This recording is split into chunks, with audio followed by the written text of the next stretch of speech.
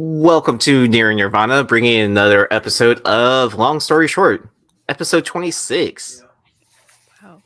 Yeah, that's like a half a year's worth of work, right? So, we have a full panel today, which is always exciting, but I want to take this time to thank our sponsors. So make sure you're headed over to CoverPrice, that's coverprice.com. And you're using the code Nerdvana14 for a 30-day unlimited membership for only 99 cents. They got you covered. But anyways, also make sure you're using the code Nerdvana over at birdcitycomics.com. I'm sure Laura might give us a hint of something that might be coming up. Tomorrow we are dropping Ice Cream Man number 35. That is the Nintendo Power homage done by Trish Forstner. And then next week we're actually dropping our first ever Archie comics. We've never done one before, but it was like a passion project. So we're dropping that next week too. Archie. All right. Never done one. Very nice. Very nice. Are we delving into wholesome or smutty? What's the scale? It's wholesome. Next one will be smutty in Riverdale, Carter. Come on, man. It's all wholesome. You need an end-to-window cover, right? Yeah. Not right. No. How's it going, Ben? Hey, it's good, man. It's good. Looking forward to talking about some comic books tonight. But yeah, everything is good. Awesome. Carter? And just hanging out. I just did a comic book haul over the weekend, so go ahead and check that out after this. Sweet. And my man Joe, what's good? Nothing much. Just pressing books, and I was going to jump on for a little bit today and crack open Iron Man #1. Ooh, nice.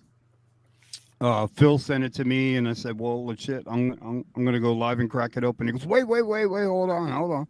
So, so I'll probably maybe wait till I do my podcast in a couple of weeks. I don't know. So we'll see. I'm still trying to work out a couple of things, but so it might be like the first book you talk about, or crack live on air. Well, he's got a 181 too, so crack that sucker open too. Oh, nice. Let's see. We had GT Key Comic waiting for us. I saw Eric S. Hurd pop up. Great graphic artist. If you don't know about him, the Martian Comic Hunter. What's going on?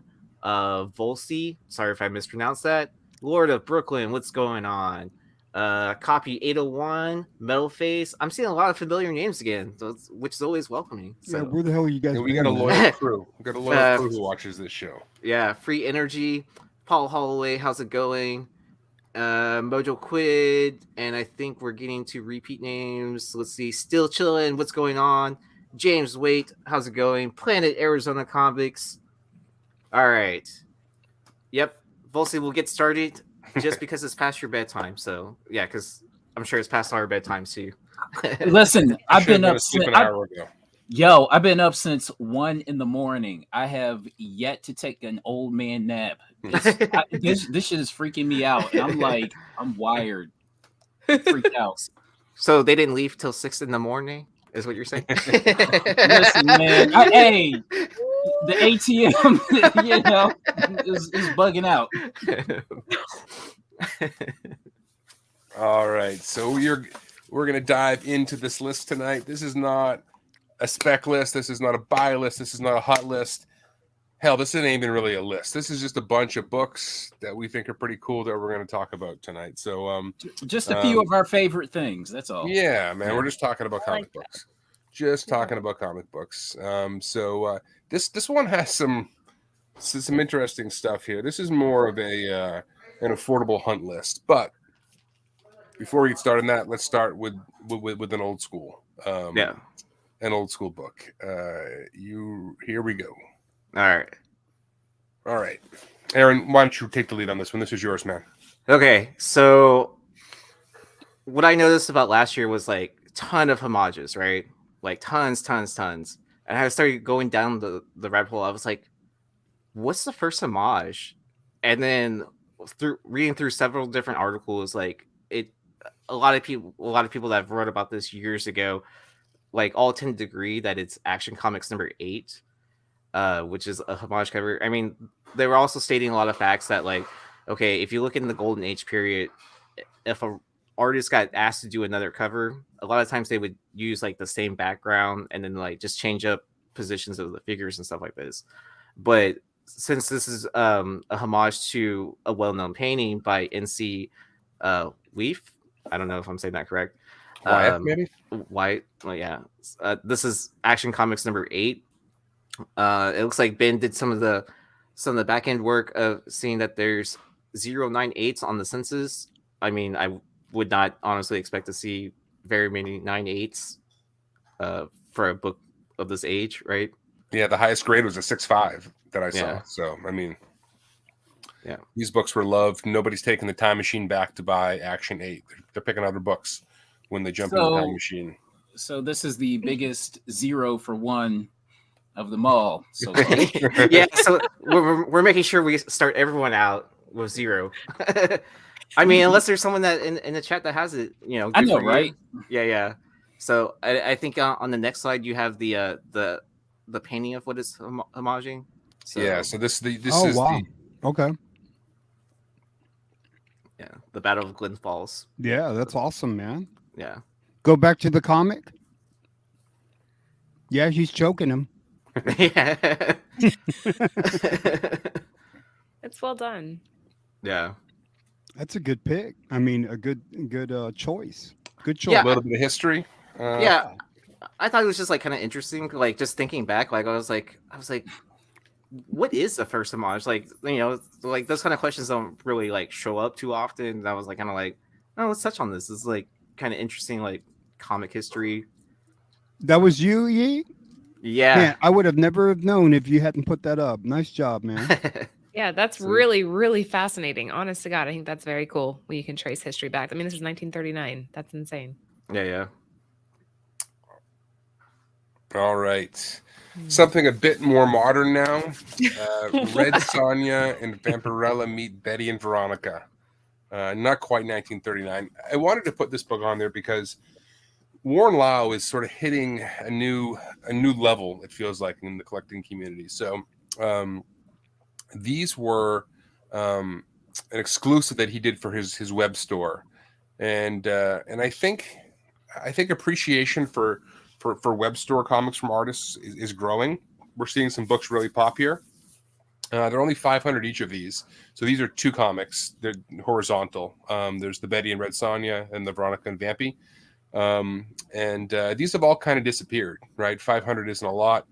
They're hardly any graded on the census. 5 9/8 of the Betty and 7 of the Veronica. Wow. But for an artist that people increasingly seem to go crazy over, you know, here's something to hunt for that's harder to get hands on. It looks I like mean, it started. I'm going Betty, Red Sonja all day long, man. See, we In need the video game science, matchup, is that what you're talking about? Like, Yeah, like, I think they kicked their ass. I don't think they got a chance. I don't know. Red Sonja's got a sword. I mean, yeah, that's fair. It's legal. I've never seen these before. This is an interesting pick. I like it. Yeah, it's pretty cool. Was it around that like 2017 time period when this came out? Around that? Yeah, I think 19? maybe just a touch later than that, Aaron, maybe 18. But yeah, right. Yeah. Right, I think right in that time frame. But yeah, I mean Warren Lau, you know, people love his stuff, and here's one to hunt if you like the rare stuff. So, fun fact, it's actually Warren Liu. Lou. All right. Yeah, cool. and I battled TiVo on this. I'm like, that doesn't make sense. There's a W at the end. It's obviously Lau. And he's like, no, I met him in person. It's Ooh. Warren Liu. And he's like, And what would he know? everybody. Do you really know how to prounce his own name? Come on. I gotta. I guess Warren would probably be the top dog on how to say his name. But ever since TiVo told me that, it's like stuck in my head. It's like, oh, All right, shit, now, I've been saying listen, it wrong. Tebow is a stickler for pronunciation. So Tebow, if you're watching, thank you. Yeah, Warren Liu. And thank you to Bruce. Big fan of the channel. Always dropping the big super chats. Thank you so much. Super appreciated. Thank you, man.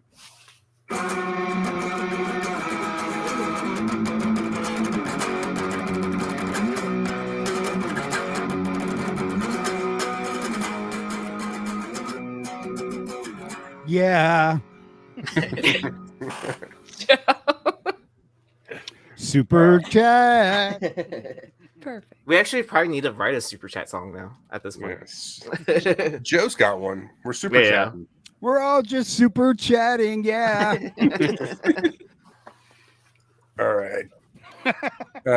Speaking of store exclusive, artist store exclusives. Campbell's had a few that have popped out of nowhere. So if you think about some of his books that have really gone crazy lately, he's got the Black Cat homage to what number that French was poster. that? 601. What was the number on? never mind. 601 or whatever, the Mary Jane one where she's having the coffee. He did the Black Mhm. Cat one, which is really taken on a life of its own. The Chat Noir has gone crazy, which was which is an exclusive that he had sold out of the store. And there's just something for me about this Gwen Stacy that I think is really quite nice. This is more limited than both of those. This one only has 1250. I think that those other two might have had 1500, although there was a version of the Black Cat one that I think was 1000, but that was at a con, if I'm not mistaken. Regardless, some of these store exclusives from artists are that from their own stores are really starting to go crazy. The other thing that's interesting about these is that so many of them are signed. So when you buy from Campbell, you can choose to have the book signed or not. It's only a couple extra bucks usually to get the book signed. It feels like most people opt for that. And so the ones that aren't signed are, could be harder to get hands on. But this is just one that I've always really liked. And I don't know. I think that this will be a growing area in the hobby because these books are actually quite limited. 1250 doesn't sound super small, but if you think for an artist as well respected and loved as Campbell, these things can dry up and never get seen again. Yeah. Oh, go ahead, Joe. No, I was just saying, like, I bought many things off of Campbell's site. I wish, like, his autograph came with, like, a ticket that if you submitted to CGC, it would automatically give you another yellow. It would give you a yellow label. That's what pisses me off because I don't think anybody can copy the Campbell signature. I mean, in such a way that he does it, signing in a pink, and it's just like, come on, man. Or the size. Right. So just my little complaint there, but yeah. Yeah, and I think it's a frustration for a lot of people, right? I mean, it's basically if you want to get it graded, it's going to come back with the green label, right? Mm-hmm. Yeah. Or you could send it to CBCS, but who knows how long that would take. Have you seen the statue that they did of this before? Like Sideshow has like this exact pose where she's standing under the umbrella and everything. Yeah, I mean the color version of this has been around a while. It's much higher printed. There's something about the pencils on this one that work better. I think something gets lost with the color, but yeah, he's done a number of statues and they're all amazing. I mean, it's like a piece of his art come to life. I mean, alrighty, Carter, I think you this is one you wanted to talk about. Yeah, so apparently Damian Wayne is a thing now. They told you. Yeah, so we talked about it on Tales from the Flip Side on Monday, right? And then a day later, not even 24 hours, they announced the slate of DC projects coming to the big screen, to the small screen, and one of those characters is Damian Wayne. So naturally, that means anything Damian Wayne is getting a bump, and I think this one should be in the mix as well.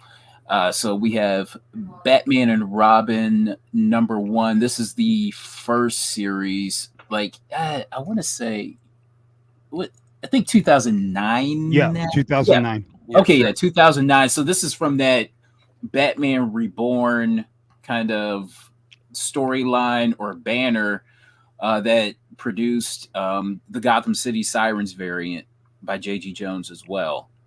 So, and features Damian Wayne. And this is probably, like an early appearance. And it's a, nice, cheap 1 in 25 variant. So I like this book a lot. Again, it's really cheap.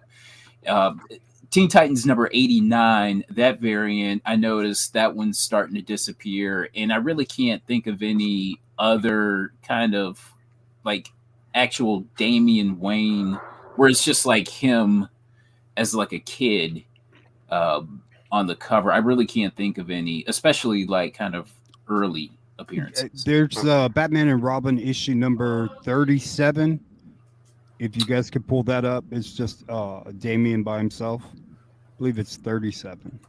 Batman and Robin 37? Yeah. Okay. Either 37 or 27. Can't remember. Okay. Did y'all see that?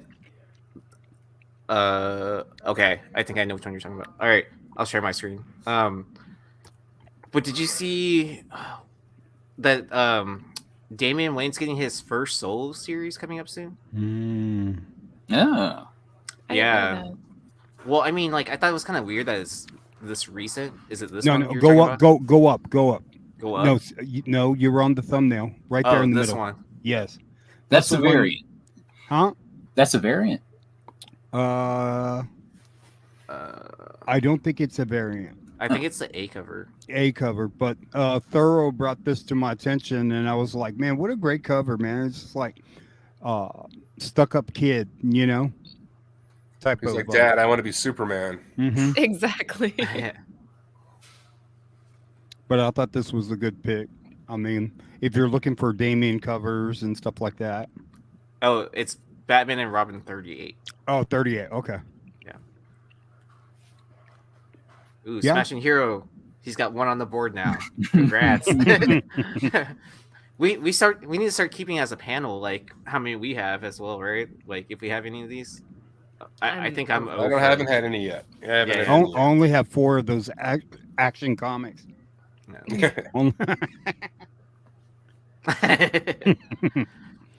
Oh, so that's what happened when I sent it out for pressing. Thanks, Joe. yeah. All right, what do we got? Go ahead. It's a fun part of the list here. Go ahead, Carter. Okay. When I was doing the digging at the liquidation sale, I came across a run of Mercy Sparks, and apparently this is a cover B and number 3. So what? Josh Blaylock cover. Okay. I don't know. I just thought it was a strike. It was striking cover, and I figured let's go ahead and pick it up. Yeah, For, this one is cheap. this is a tougher one. We'll talk about some more of these books here in a second, but there's some really collectible books in this. And this, this was not obviously heavily ordered by any means. I mean, some of these are really, really difficult to get hands on. Never heard of this ever before, Ben Carter. Never heard of this. As far as Mercy Sparks, I would say a couple years ago there was like speculation about it coming to the small screen, big screen, whatever. Really? Yeah, because I remember like I think it was either number 0 or number 1 or whatever, kind of jumping up and being really, really tough to find. I remember that. And as far as these cover Bs, I noticed there are none on any of the online sites. I don't think there are any on eBay, but you could do a check. You could do like a thorough scrub of eBay and see, but Yeah, and I'll tell you when they're hard to find. Like, I don't like to pull from my comic shop because they watermark their stuff, even though it's it's a fantastic site we all love. Yeah. But, I mean, when I'm pulling from there, it means I can't find the picture anywhere else. So.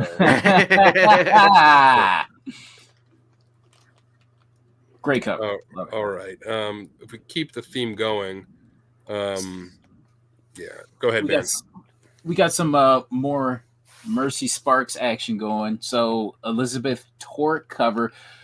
We were talking before the show because I really wasn't paying too much. Like, I just noticed the cover was cool and decided to throw it on the list. But I really wasn't paying that much attention to it. And I was informed that this is an Elizabeth Torque cover, and it makes sense because I knew that style was familiar. So Mercy Sparks number 5, cover B. Now this one is really tough to find.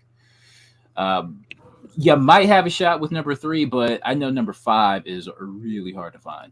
Yeah, and we love Elizabeth Torque on this show. We've talked about her books on several occasions, and she's got some genuine ghosts. Yeah, this one is badass. She always messes with these kinds of colors, like she had another variant with a yellow cover, an X-Men book, right? Astonishing X-Men or something like that. Yeah. So she seems very comfortable in messing with these color palettes, right? Yeah, see? Yeah, the Kool-Aid covers. The aqua. I was gonna say the Lisa Frank color palette, right? Isn't that what it is? Laura's just laughing. She's like, childhood flashing. I'm eating guacamole, so I couldn't be, but that was funny. That was good. Have you noticed a lot of people are using this pose too, like for covers recently, like from this down up this view perspective? I don't know if I like this perspective on comics. I think it's pretty cool. I dig it. I like it's different. I mean, I do agree that it's different, but like, I guess if it's done right, like, I would say this is an example of someone doing it right. I think the one I saw recently, I was just like, kind of like, I don't know what they're doing. Well, I mean, looking up titties is a nice change of pace from looking down titties. So, okay. But it's got to have a little bit of the under, though. Right? All right. So Carter's talking Mercy Sparks. This one, I love this book. It's so brutal. But this thing's a goddamn ghost. So this is issue number 12. Wow. It says the last issue, but it's not the last issue. They did 2 more. But what was going on with this book at this point is it was super delayed. It was like 3-4 months between issues. When that happens, people forget about it. They stop buying them. Comicron doesn't even report orders on this thing because they were so low. This is a cover B, but by Kiki Jenkins.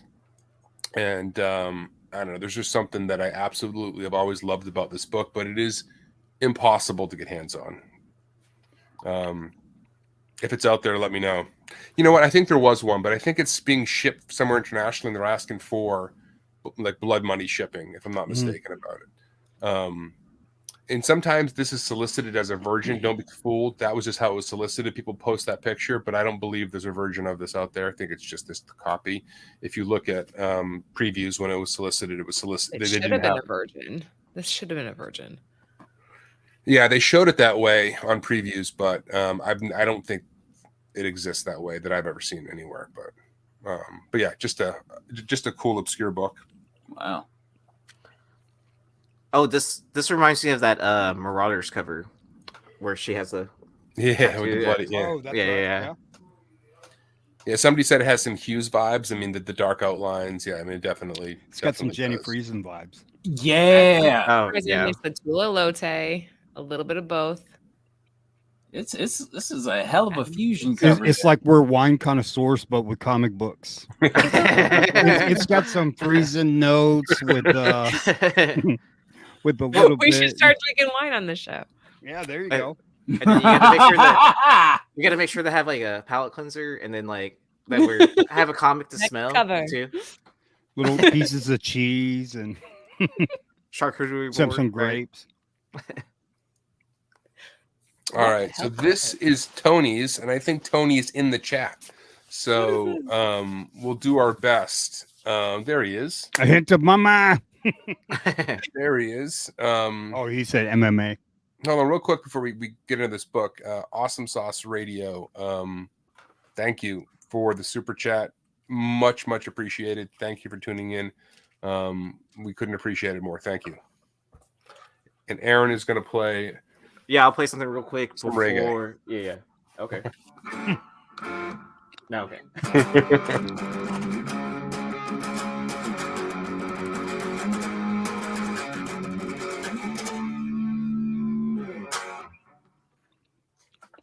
Yeah. Hey, well, you got Bueller in the house. Wow, man. We got a celebrity. What's up, Bueller? Hi, I miss you. Hi. Was that loud? No, you're good. Okay. Lord You cracking open the St. Ides? What you got? It's just truly, it's like nothing strong. It's like a seltzer. Oh, that's just water. So It's just water, mostly. Yeah. Alcohol water. Exactly. The best kind, Carter. All right. So we were debating on this book in the chat before about putting this on the show. Is this Alan Party's first cover, Bunny with #1? He's recently done. It was a line of Garbage Pail Kid cards, if I'm not right. mistaken. Yeah. Yeah. So I think it's pronounced Alex Pardee. If I'm not mistaken. I'd have to check with Brian, but anyways, yeah. So he recently did a crossover, or he did a series to Garbage Pail Kids and MLB baseball cards that just came out, or that just released off the Topps website. And he's done a handful of comic covers. Like a lot of people know about his Invader Zim issue 13 cover B cover, and a lot of people were saying, "Oh, this is his first like published work." Well, I think Tony went on a deep dive and found out that this was published like way before that, like 10 years before that. Well done, Tony. Yeah. It's hard to find these. Sometimes it's like unlayering an onion. You just keep searching and searching and searching, and more pops up. So you never know. That's very cool. Yeah, very cool. A book that's hard to find pictures of. So it's like a pickle bunny. Tony, we'll see you soon, man. Thank you for the great contribution. Oh. All right. Oh, that's right. He did Topps projects. There you go. Yeah. He did the Project 70 art cards where a lot of people know his cards, like with the Mike Trout, where it looks like Venom like possessing him, or he did a Babe Ruth one called The Goat, and it's like super satanic, like where it's a goat with like pentagrams in the background and stuff like that. So pretty cool card. Oh, and then Tony's giving us a warning. There are multiple printings of this cover. So I'm not sure what guideline he used to find out what the different printings look like. Is there a way to differentiate between the printings, Tony? I would assume price would probably be one of them, and the indicia also probably has some sort of notations in there. Yeah. But yeah, great artist. All right, Carter. You're on mute, buddy. Hold on. Okay. What time did they do that? So we have Man Without Fear, #2. So 1 in 25, Greg Smallwood variant. Okay, I remember I came across this a few years ago, and I noticed of all the variants in this run, this one is the toughest to find. For whatever reason, it's a cool, just a cool skull cover, yada yada yada. But I noticed like the variants in this run are pretty easy to find, like probably in abundance. But this one is just like completely dried up. Don't know where to find it. Don't know how to find it. All that good stuff. So yeah, this is definitely, in my opinion, a ghost. Mhm. Yeah, it's weird because you're right. And we're going to talk about another one after this one, and it is not hard to find for a 1 in 25. I mean, it might as well be a cover A. Right. But yeah, for whatever reason, number 2. And you think it would have, wouldn't be the lightest ordered book in the whole run, but this one is gone. But yeah, the next one on the list, I really love it. It's classic Daredevil to me, but it's the easiest goddamn book to find in there. There's probably 30 of them on eBay, right? I mean, Yeah. and it doesn't go it goes for cover price, right? So, but It's and funny. only one graded. yeah, one grade. But to me, like Daredevil, by the way, like people think Gwenpool's my favorite character, and she's definitely right up there. But like I've been reading Daredevil since I was like 14. And so Daredevil's my favorite character by far. But what pulled me back into comics was Kevin Smith's run when I got out of college, and this has vibes of that run a little bit for me. But yeah, I always love this one. But there is nothing rare about this. There's nothing expensive about this. This book is easy to get hands on, but I don't know. I think it's pretty cool. It's funny. I have a copy of that in my cart, in my eBay cart. I'm just BSing around. I'm just like, okay. It's a cool looking book, I think. I mean, yeah, it's like if I come across it, in person, I'll definitely buy it. But yeah, yeah. It Anyways, looks like it was just inspired by by issue 2. But if you see the skull, don't leave it. Yeah. See Right. this one if you like it. but beautiful cover, gorgeous. And Luke Ross, he's he's a very, very respectable artist, and he's done some nice variants. So Yeah, No. for sure. it looks like we're stumping Lord of Brooklyn this week. So he's 0 for 10 right now. We're gonna keep the no hitter going as long as we can. Right, Carter, go ahead, brother. okay, so we have Batman Incorporated number 8. So this is the first series. This is like the pre-New 52 Batman Incorporated. Scott Clark variant, 1 in 25. Oh, okay. And I remember for a time, this was the hottest book. I remember seeing it like all over the place, like say on CBSI and all that kind of stuff. And really, really tough to find at the time. I don't think so much now anymore. But and another point to make is that Scott Clark died, the artist for this cover. He died a few years ago. So yeah, just a striking Batman cover. Yeah, really cool. And then this book's always gone for a fairly respectable price. I mean, this does all right still.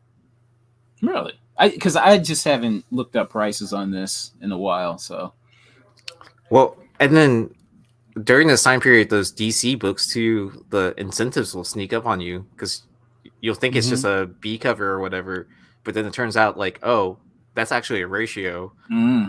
That's how you get them. Yeah. Unlike Marvel, they spill the beans like right there on the cover. Tons of bitches. They might as Take well all just the start mystery printing. out of it, man. Like, where's the fun in that? Come on. Yeah, they might as well just start printing the ratio or like somewhere on the cover, like Price me higher, right on the cover. Yeah. Joe, come on, man. I know you've been dying to talk. Oh about yeah. So I was digging at my favorite honey hole, and this stuck out like because I'm always on the hunt for the Back to the Future Sports Almanac cover that's going for like a couple of grand in a 9.8 or. You got to start digging in the UK for the Z box variant, right? Oh yeah. Yeah. So yeah, the homage, we always talk about homages, and this was like kind of just blew me away. I said, like, I didn't know they did an homage to that. I was gonna leave it, and I said, you know what? I've never fucking seen this. I'm gonna fucking scoop it up. And sure enough, man, if somebody has seen a sale out there or a listing, let me know. But I haven't seen jack shit on this book, man. You have? Where? Yeah, about 15 minutes ago. Oh yeah, you bought it or what? Yeah, just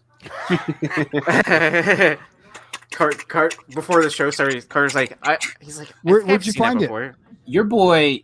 I'll tell you behind the scenes. Okay. Ooh, nice. Yeah, Um, but yeah, I had to do it. I had to do a really deep dive, Okay, deep good. internet dive. Good. Yeah. You know, and it's always cool when you find something that is hard to find, and that, like you, Merce, and I got a lot of respect for you that you would take the time to go and hunt for it too. So that's when, you know, you kind of bring some of these books to your friends' attention, because it could be something, it could be not, you know, but it's just, it's something cool. So I I mean, don't it's know. something, and people love that homage to the Gray Sports Almanac. I mean, this is obviously, you know, doing the same thing. I mean, people go crazy for this. I just don't think people know about it, man. And this was a subscription variant that we're talking about. I mean, you know, Yeah, and the IDW sub variant. Jeez, forget about it. The cool thing, you know, the Biff with the little hand, that's his little walker, his little thing where hello. anybody in there? Yeah. Yeah. Yeah, because I know, like, when we brought this up, like, everyone was saying, like, oh, no one was reading this, like, blah blah blah. No one had this on their pool. Well, my brother, like, when we got like heavier back into comics, like, he actually had this on his pool. Like, Wow. he was reading previous magazine, and he saw this and was like, kind of like, oh, I want to read this, because if I'm not mistaken, the synopsis is basically like, Biff successfully makes it to the future with the sports almanac, and then, like, Doc Brown gets, like, you know, locked up in the asylum and everything, and then, like, Marty fails at whatever he was supposed to do. So it's like an alternate future line or something like that. yeah, I mean, there were diehard fans, obviously, of Back to the Future, right? So, anyways, yeah, really cool book, Joe. One that people will certainly be on the lookout for now. Yeah, I think it's cool. Biff. I wish I could go back in time and just go to Vegas and just bet every day until they banned me from the casinos. Casino. Yeah. I don't know. I think I would place small bets, you know, just enough to pay rent for my high rise suite. See, you're doing it all wrong anyways, right there. Like, the casino's supposed to provide you the high rise suite, and then you're supposed to just keep on gambling because you're gonna lose. I guess, but I'm Hispanic, so I don't think I would get those kinds of perks.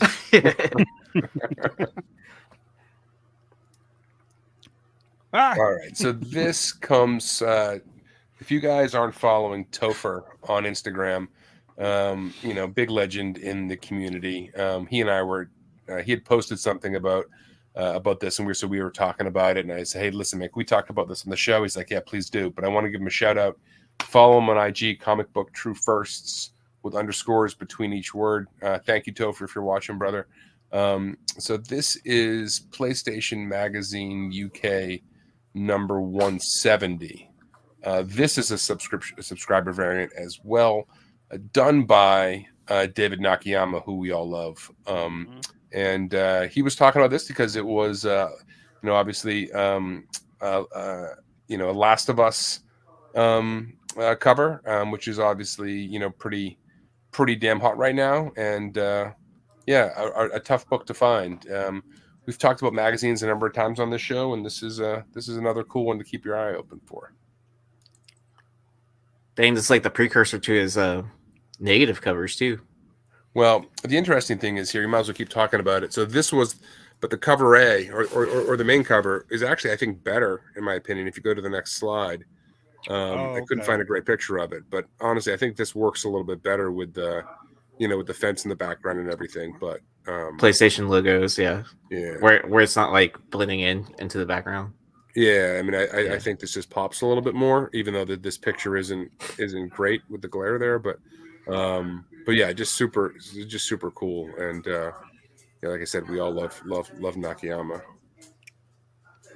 Probably one of the cooler autographs, that is out there, man. It just I No, Tony, I don't think Topher was saying this is a true first. I think he was just mentioning it as yeah. a cool book. Or just like something to look out for, especially like Mm-hmm. with Nakayama attached to the title of it. Yeah. So how does he sign his name on, say, a signature series? I can look that up after I. I've got a signature. Hold on, Joe got it for me. Oh. Hold on one second. I can show you. I got one right here. Oh, nice.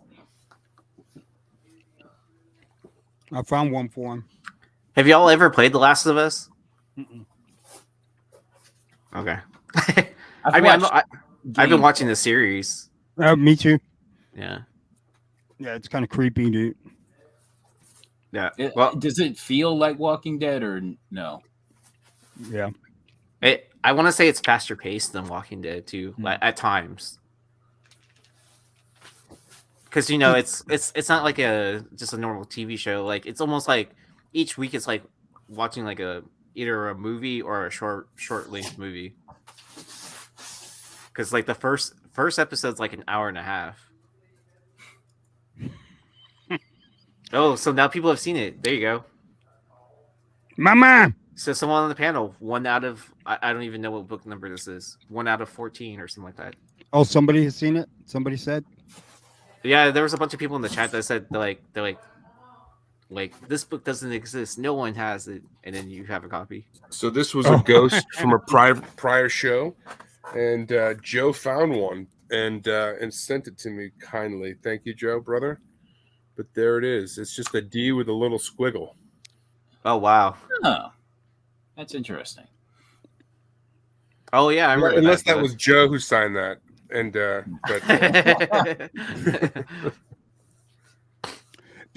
that's got to be like early on. I wonder if Nakayama signs the way that stamp is now.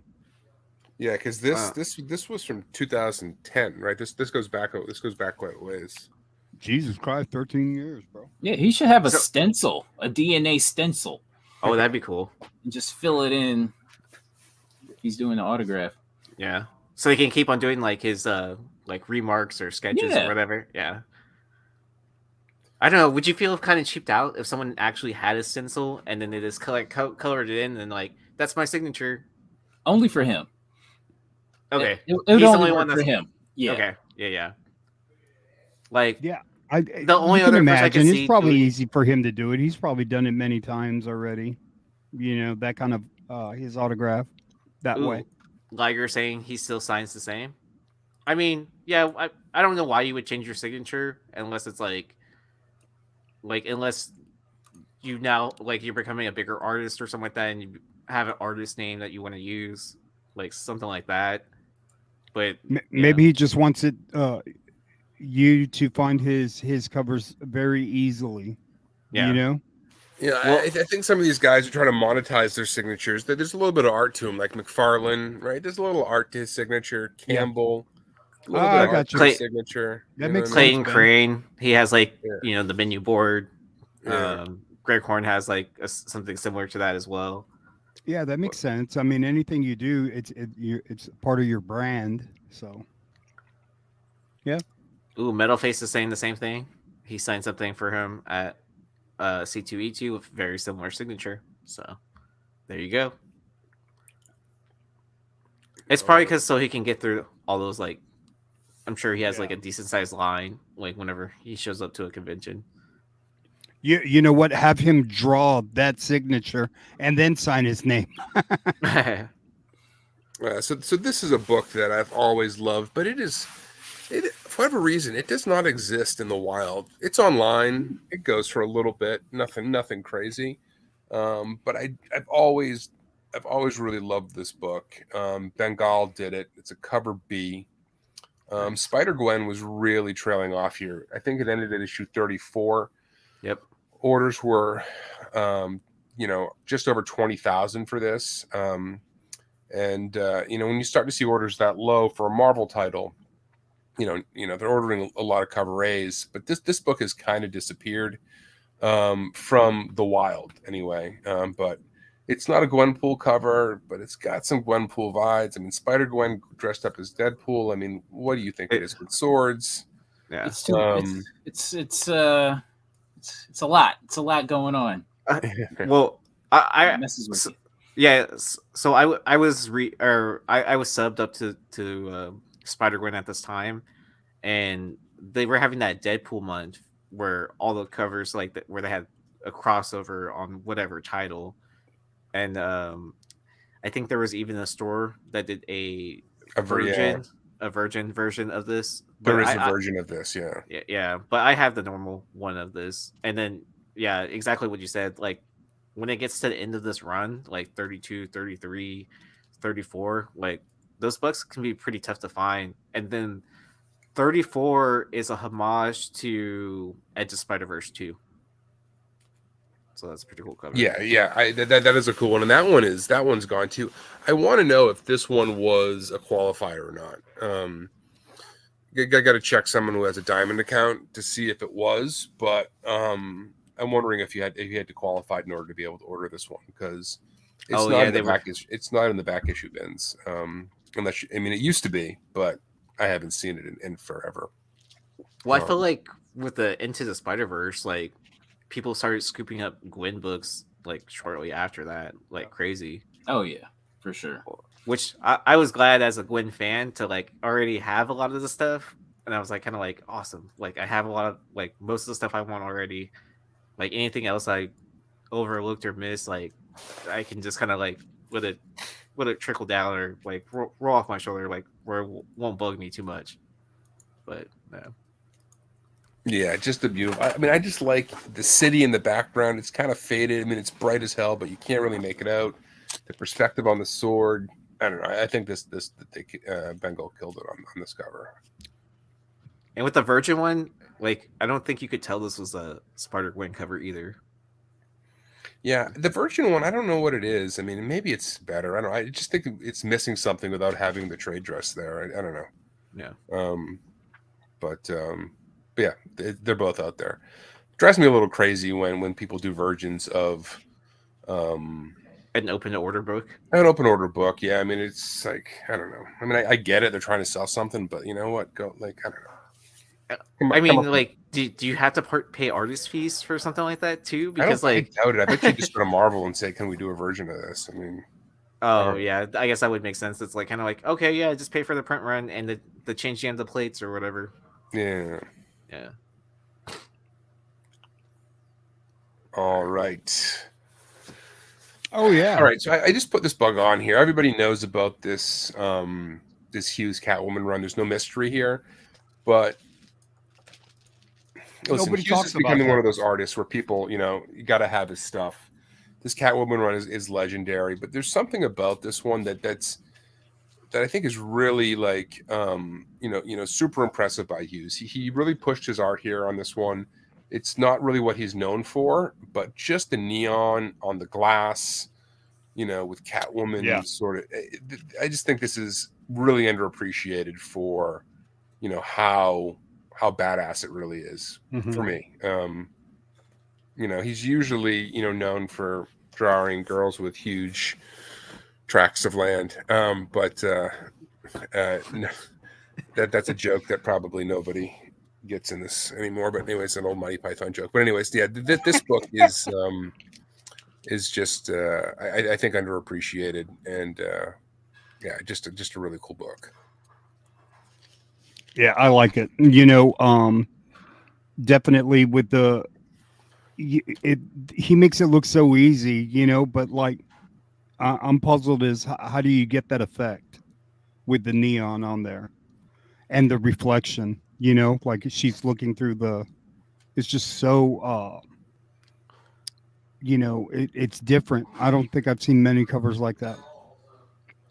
Yeah, I think this is harder to pull off than you might think. But, yeah, just one in this run that I've appreciated. It doesn't go for probably more than 10 or 15 bucks, I would say, tops. And we saw our 9.8 sell for $37. So that should tell you everything you need to know. But Well, the cool thing about it, you see just in the details, the little whites on her fingernails and on the back end of the fingernail. You know, that's pretty cool because they're just yeah. Oh, Really did you know that Hughes is doing a private signing with CGC? Shut the fuck Uh-oh. up! Are you serious? Uh-oh. Yeah. well, he's WickedCon here in Boston. He's coming. He hasn't come to a con in forever, but DeCall's going to be there. Hughes is going to be there. Like the guys running the show in Boston, and it's a gigantic comic book show. Like they just bring in comic book people, vendors Nice. and artists. There's no like other bullshit. These are guys who used to run the old Boston Con, and they got so pissed off of what's become of it that they're saying, "Screw it, we're coming back doing our own." And it's just vendors from all over the country. When is it? It's called WickedCon here in No, Boston. when is it? Oh, it's in April. Like I don't know, like middle of April, I want to say. Nice. Yeah. But yeah, the fact But, that they got I Hughes, mean- I was like, really? Wow, that's The only reason why I really go to all these comic conventions is for the fudge. So- yeah. I don't know. You might be let down here, and I listen. I'll scope the floor for you and see if I can score some. I mean, if I was in Boston or in the Boston area, I might as well just go for the taffy instead, the Sweetwater taffy. Yeah, the Somewhere. fudge is more in Tennessee, man. When I was in Tennessee, right by like the Dolly Parton land or whatever bullshit they have, it's like there was a fudge store down every block. You know? Well, I was just joking because like at the different conventions where there's some end cap and there's some person selling fudge for way Really? too much. Yeah, like I think where was Was it? there somebody in Baltimore selling fudge? It was MegaCon the last time I okay. saw it. Yeah. So I think it's probably something connected with Fan Expo, I would assume. All right. I mean, the Fan Expo show here in Boston has become such a fucking boondoggle if you're into comics. I mean, there's like 4 or 5 guys selling comics. It's $60 to get in. I mean, I don't know. And every year I say I'm not going again, but I can literally walk from my office, and I always go that first Friday night just because. Just go for like a day, right? Yeah, it's just right Yeah. there. So I mean, Yeah. anyways, all right, let's keep this show going. Carter, all you, brother. Oh yeah, this is one of my favorite reads, man. Oh yeah, for sure. I remember when this came out, I was all over it. Yeah, Just coup because I'm d'etat. a Jim Lee fan. So coup d'etat, Coup sleeper, d'etat. coup d'etat. Number one, or rather, coup d'etat sleeper number one. Jim Lee, and there's nothing really going on with it except that Jim Lee is doing The Authority. That's it. Nothing more to it than that. Yeah, there's an A and a B cover, but the retailers couldn't choose it, so they put in 10 books. They got 5 of one, 5 of the other, so it was split equally between cover A and cover B on this one.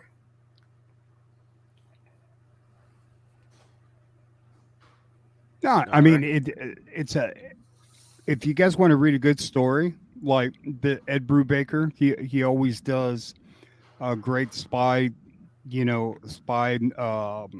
type of genre. What's the word I'm looking for? Spy shit. How about that? He does good spy shit. Anyway, but yeah. Espionage stories. Stuff like that. Thank you, Aaron. Espionage. A coup d'etat, overthrow of government, right? So. Yeah, this was a classic for sure. Oh, and the Authority is a thing now. Yeah, Authority's getting a movie, right? Yeah. Gunn came out. That was on his list. Yep. Yeah, like Jenny Sparks and then like I've always had the Authority. I've got a couple of other trades in the other room, but yeah. Nice. I think Jenny Sparks will be a thing later on. So cool character. This was the second one. When Mark Millar was exploring more with these characters, but Warren Ellis did the first volume. So Hey James, I saw that Brewbreaker, yeah, Criminals coming to Amazon. I saw that today as Oh well. no shit! Yeah, I mean, he's just unbelievable. Like I don't know if anybody's been reading Reckless. It only comes out in hardcover. You know, it's, probably like 5 issues at a time. But yeah, Brubaker's one of the best. Mm-hmm. What was that one that he did like in a magazine style? Fuck man, what was the name of that book? Brubaker did it, and it was uh, like 1950s noir. Is it Criminal? Is that the one you're thinking of? No, not criminal. It was another one that a couple of years later that he did. If anybody in the chat, huh? I know what you're talking about, but I can't name it. We're looking at you, James. Wait, because there you go. And I think it is Brubaker and Phillips that did that one too. God damn it! It's a magazine. He's got a new hardcover coming out. I just pre-ordered it. What the hell is it called? Kill or Be Killed? No, Kill or Be Killed. That might be it. That might be it. Yeah, so Phillips and Brubaker have a new one coming out called Night Fever. I think it's going to be done in the same sort of thing. Yeah, yeah. Comic Boom is saying it as well. Yeah, Kill or Be Killed. Okay. Pull it up, Aaron, real quick. Because Yeah, it was in a magazine. I think Ben would like it. It's. I've got stacks of the Kill or Be Killed stuff. Yeah. Okay. All right. Never mind. He was all like, "Fuck it." I couldn't think of it. All right, so here's a Hughes that you literally can't get because they canceled the damn series because of COVID. But just wanted to put it out there for people because who knows? Maybe Marvel will do something with the art. This was supposed to be issue 3 from that Gwen Stacy series, but They never did it. COVID hit. Marvel canceled a bunch of titles. This was one of them. This cover was never used. So here's a Hughes cover that you cannot get in your collection. Wow. Oh, that makes sense because I was subbed to this storyline. Actually, I was like, kind of like, I was like, do I have this? Because I was like, I don't remember anything past issue 2. Yeah. They canceled it. They did the covers for all 5. Miguel Mercado did issues 4 and 5, and they are fucking awesome as well. But once again, the covers were lost to COVID. They were beautiful. Yeah, I know Hughes has a fanatic fan base, and I don't know if anybody forgot about this one, but yeah, you can't get it. Yeah, Just put it out here for a tease. Yeah, the cover's the best thing about the series, anyways. Like I read the stories in this, and Well, listen, man, you got once they hit issue 3, I hear it was going to hit its stride, right? Issue 1 and 2, maybe it wasn't so great, but 3 is when it was really gonna, I mean, but it wasn't even like Gwen Stacy with any because it was like taking place. I'm joking, like, man. It was a mess.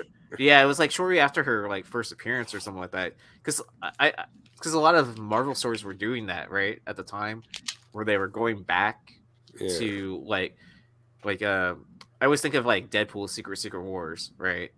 Where it's like this is what happens right after the symbiote lands on Earth and it like attaches to Deadpool or whatever before Spider-Man got it,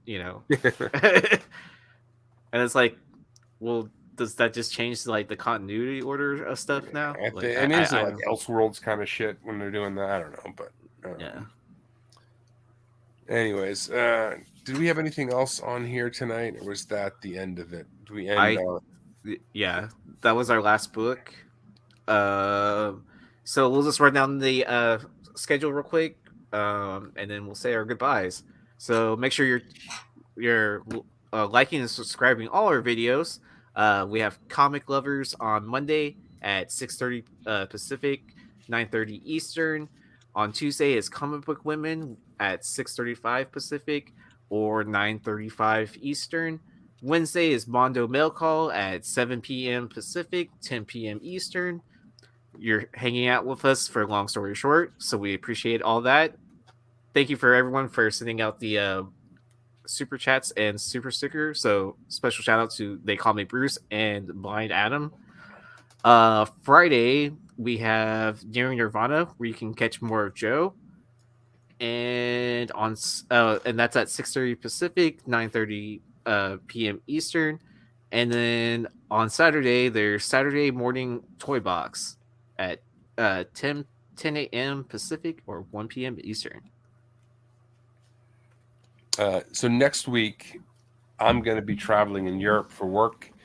Hope to do some digging, but I don't think we're going to have a show because I'm not going to be getting back until probably right about the time we'd be going live, and that's a lot. But are we going to do pickups, or we thought about if we're going to do anything like that, Aaron? Or are we just taking the week off? If we want to do a pickup show, we can do that. If not, we'll discuss it in chat and stuff like that. So that's why. Stay tuned. Yeah, we the regular show will not be going next week. We may have something. If not, we will certainly see you the week after that. If I do find comics when I'm there, I will try to make a pickup show for doing it. If I can keep my eyes open and share anything that I found in Europe, that's cool. If we do a pickup show, you'll go first. That way you can fade out whenever you need to. Yeah, man. Anyways, yeah, thanks everybody for tuning in tonight. It was a lot of fun. I know we talked about some crazy books, a lot of offers out there. So if that's the case, then I guess we really are talking about books that are tougher to get hands on. So we're doing our job. Yeah. We want to thank our sponsors once again, Cover Price. They've got you covered. So make sure you're using the code Nirvana14 for the 30-day unlimited membership for only 99 cents. And you're signed up for the text line over at birdcitycomics.com. You just go to the front of their website. Very easy to sign up for. And that way you don't miss any of their exclusive drops. And then, does anyone else have anything else that's coming up in the near future?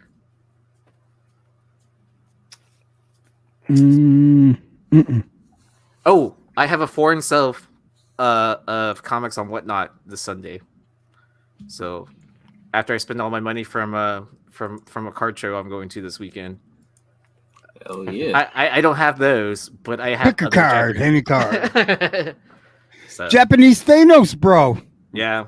I got a few more coming, Yee. Oh man. You're gonna be like the king of the census of that book too. Yeah, I'm gonna. Man, I so regret not sending a couple of these for Josh Brolin to sign, dude. Fuck, man. I for some reason I feel like actors go through a cycle of when they start signing stuff again, kind of like McFarlane. Like, even though he's like still currently signing books right now, it'll be like 2 to 3 years before he does another signing like that again. That's just my opinion, though. But what do I know? When he needs the money, he'll come asking for it. Exactly. All right. See y'all next week, maybe. If not, hit that bell for all those Yeah, we could subscriptions. do a pickup show, man. Cool.